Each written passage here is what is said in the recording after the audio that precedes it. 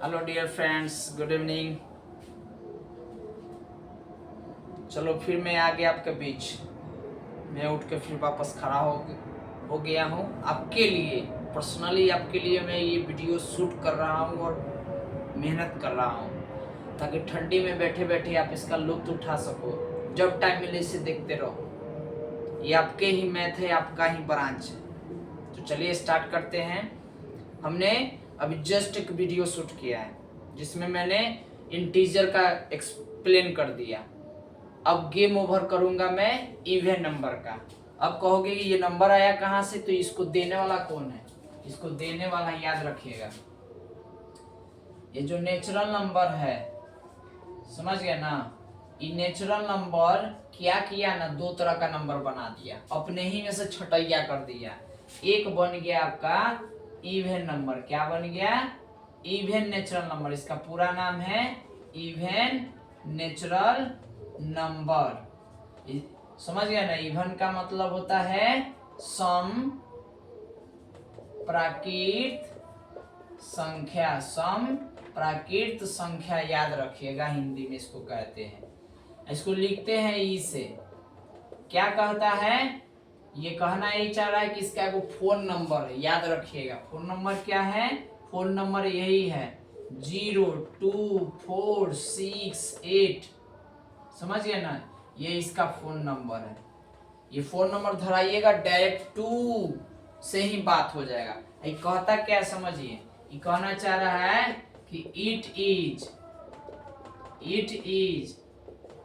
Divisible by, it is divisible by 2। जो 2 से पूरा पूरा भाग हो जाए, जो 2 से पूरा पूरा कट जाए, उसी का नाम है इवन नंबर। जिसका पेयर बराबर होता है, जिसका पेयर इक्वल होता है, उसको हम क्या बोलते हैं? इवन नंबर बोलते हैं। ये किसी भी नंबर के शुरू में हो, सिंगल में तो शुरू रहेगा, सिंगल वाला हमेशा शुरू में रहता है, लेकिन डबल वाला क्या रहता है? अगर मान लो कि 2 डिजिट का रहेगा तो याद रखिएगा लास्ट में रहेगा। पहले कुछ भी रहे उससे मतलब नहीं, लास्ट में होना चाहिए। लास्ट में अगर रहेगा तो 2 से डिविजिबल। तो 2 बातें समझ में आ गया ना। 2 बातें क्या? एक तो ये कि लास्ट में होना चाहिए, दूसरा इसका पेयर इक्वल होता है। क्या होता है? पेयर इक्वल होता है। तो ये इवन नंबर है, ठीक है। जैसे 4 है तो 4 का पेयर हाफ करेंगे तो कितना होगा? 2 होगा। हाफ करने पर पेयर इक्वल होना चाहिए। अब होता है सेकेंड का नंबर क्या है? तो सेकेंड का नाम है आपका ऑड नंबर। क्या है? Odd natural number. क्या है? Odd natural number. इसको हिंदी में बोलते हैं विषम प्राकृत संख्या। क्या बोलते हैं? विषम प्राकृत संख्या बोलते हैं, याद रखना है, विषम प्राकृत संख्या। इसको लिखते हैं हम लोग ओ से। किससे रिप्रेजेंट करते हैं? ओ से। इसका कोड क्या होता है? याद रखिएगा 13579। यानी हमने आपको बताया था डिजिट्स, और डिजिट्स में टोटल 10 सिंबल। उसी 10 सिंबल में एगो छटैया हो गया इवन का, एक छटैया हो गया ऑड का। इसी से बहुत बड़ा इसका खानदान तैयार हो गया है। तो समझ गया ना। ये है इसका फोन नंबर। और याद रखिएगा यहाँ लिखा हुआ है it is not divisible by 2। कहा गया जो 2 से डिविजिबल ना हो। समझ गया ना, जो 2 से न लगे। 2 के जो ये बताया ना, फोन नंबर के छोड़ के कोई भी नंबर आवे, ये नंबर आ जाएगा तो समझ जाओ कि वो 2 से नहीं बल्कि कोई और नंबर से चक्कर चल रहा है, उसी से कट जाएगा। समझ गया। इसका पेयर जो होता है ना, वो परफेक्ट नहीं होता है, सही नहीं होता है। मतलब कहना ये चाह रहे हैं कि इसका जोड़ा लगाइएगा ना, हाफ कीजिएगा, जैसे 3 का आधा कीजिए तो कितना हो गया?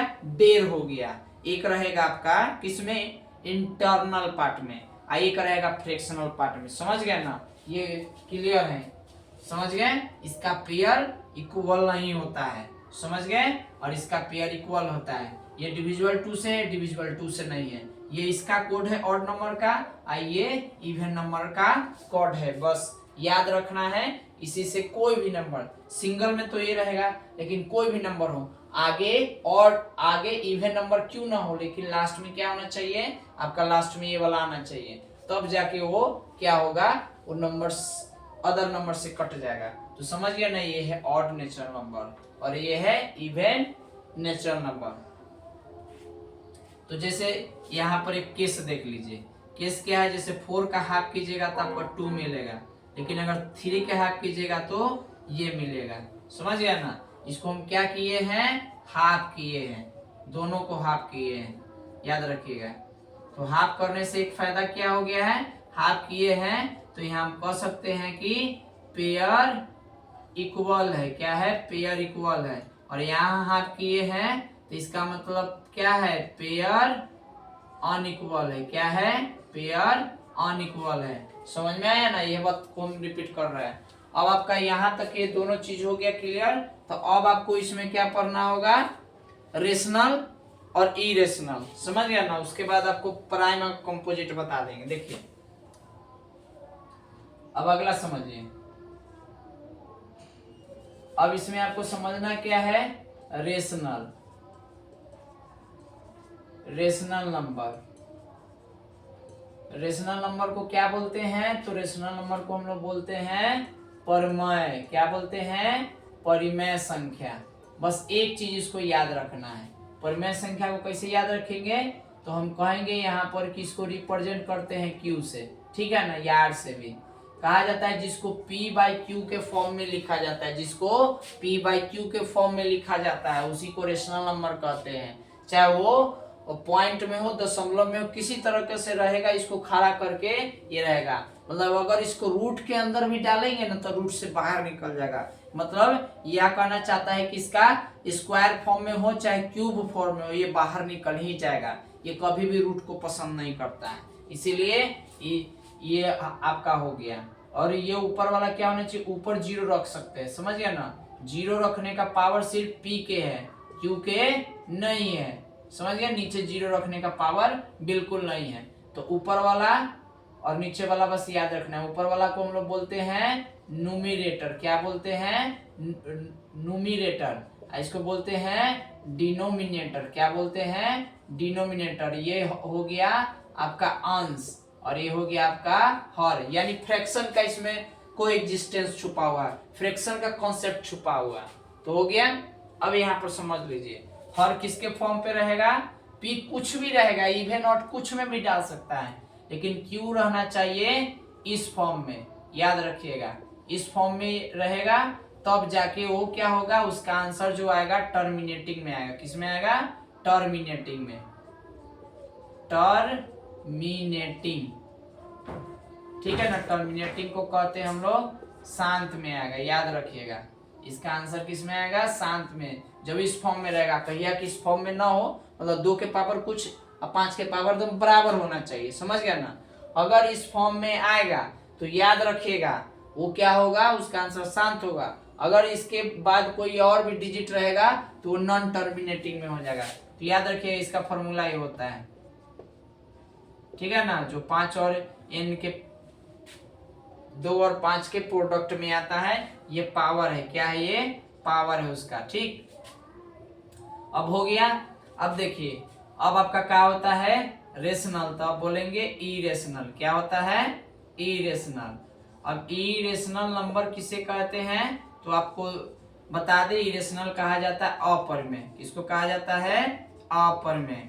अपरिमेय संख्या को हम लोग क्या बोलते हैं, इरेशनल बोलते हैं। अब कह यहाँ पर है कि हम लोग इसको P बाई क्यू के रूप में नहीं लिखते हैं, अगर लिखे तो ये कर क्या होता है, पूरे शरीर का एक्सरे ही हो जाता है, एक्सीडेंटे हो जाता है, इसीलिए हम इसको कभी भी नहीं लिखते हैं P बाई क्यू के फॉर्म में, ठीक है, क्योंकि पहले से नॉन टर्मिनेटिंग रहता है, याद रखिएगा। इसका ज्यादातर आंसर नॉन टर्मिनेटिंग आता है, जो रूट में लिखा जाता है, समझ गए, किसी भी नंबर को रूट में लिखा जाता है, किसी भी नंबर को रूट में लिखा जाता है, डबल हो या सिंगल हो, इस तरीके से हम उसको रूट में लिखते हैं। तो समझ में आ गया, रूट में लिखते हैं, रूट कितनों भी नंबर इसके अंदर रहेगा ना, छतरी के अंदर, बाहर निकालेंगे तो इसका एक ही होता है कि वो अंदर रहेगा, वो बाहर हो जाएगा, समझ गए। तो ये होता है। और यहाँ पर बोल सकते हैं कि ये प्रोसेस यहाँ पर बताया जाता है कि इसके फॉर्म में नहीं होता है। इसका आंसर क्या आता है, नॉन टर्मिनेटिंग में आता है, क्या आता है, नॉन टर्मिनेटिंग में आता है, नॉन टर्मिनेटिंग में आता है, नॉन टर्मिनेटिंग, यानी इसको हम बात करें तो अशांत में आता है। क्या चीज में आता है? अशांत में आता है। अशांत में इसका आंसर आता है नॉन टर्मिनेटिंग। तो याद रखिएगा इसका आंसर क्या चीज में आता है? अशांत में आता है, नॉन टर्मिनेटिंग। यानी ये क्या होता है? इस फॉर्म में नहीं रहता है। इसका आंसर लगातार रिपीटेड होते जाता है। हमने कुछ एक वीडियो डाला था मैथ्स का रूट वाला, तो रूट वाला केस अभी उतना ही बोले हैं। अगर रूट वाला हम जब फिर एक वीडियो बनाएंगे स्पेशली तो उसमें रूट वाला वेरी क्वेश्चन डाल देंगे, बहुत ज्यादा डाल देंगे, लॉट क्वेश्चन, जो आप लोग का दिमाग का गंदगी साइड हो जाएगा।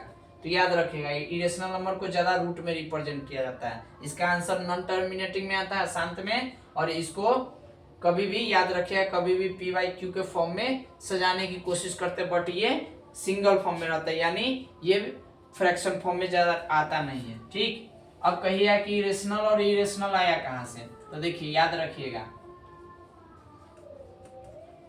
रेशनल और इरेशनल, रेशनल और इरेशनल दोनों नंबर, रेशनल और इरेशनल दोनों के मिलने से क्या बनता है?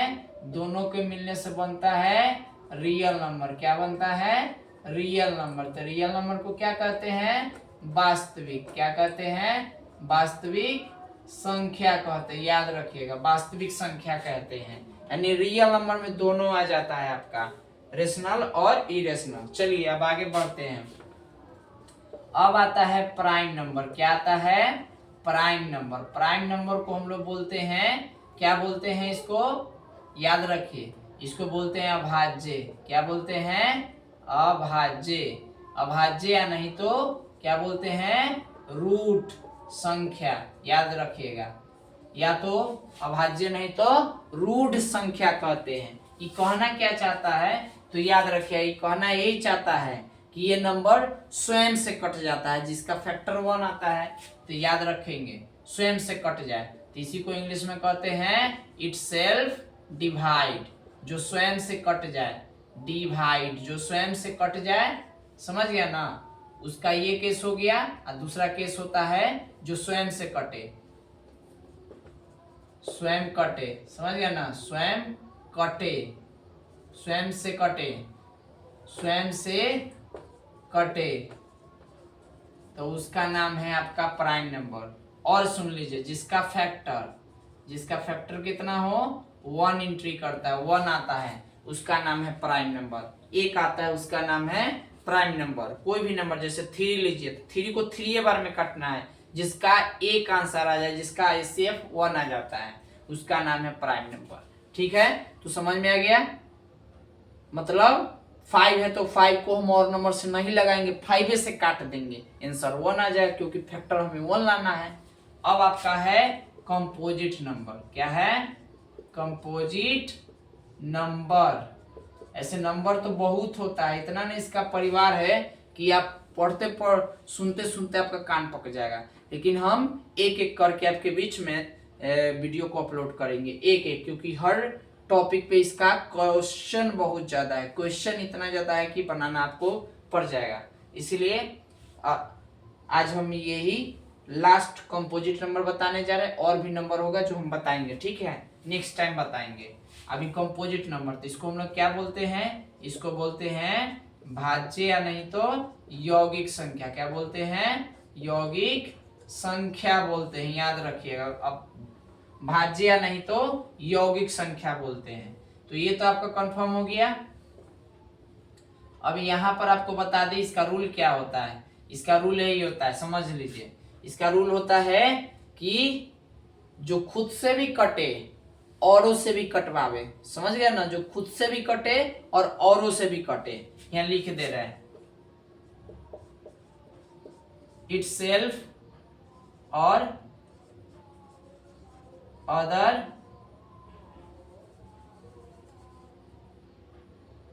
डिवाइड, अदर सेल्फ डिवाइड, ठीक है ना?